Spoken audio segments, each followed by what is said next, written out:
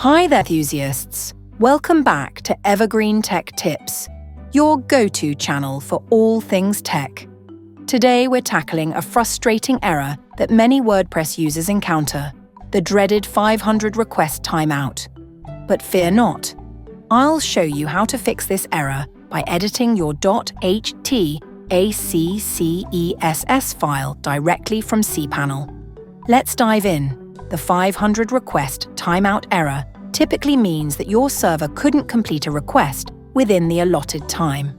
This is often caused by misconfigured server files or resource limits. Editing the htaccess file is one of the quickest solutions. Here's how to resolve the error. Step 1. Log in to your cPanel account. Step 2. Once inside, locate the File Manager option. Step 3. Navigate to the directory where your WordPress files are located, typically under public.html, and Step 4. Find the .htaccess file and right-click to select Edit.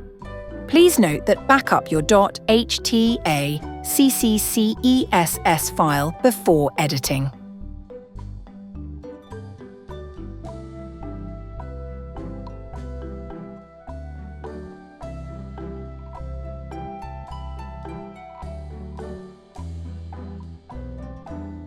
Step 5.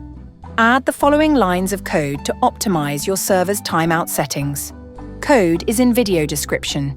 These settings will increase the execution and input time limits for your server, helping prevent the timeout error.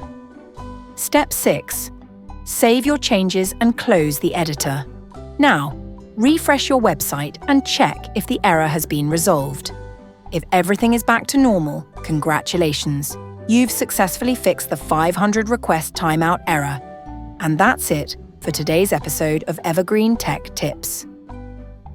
Don't forget to give this video a thumbs up if you found it helpful, and hit that subscribe button for more tips and tricks to keep your tech life evergreen.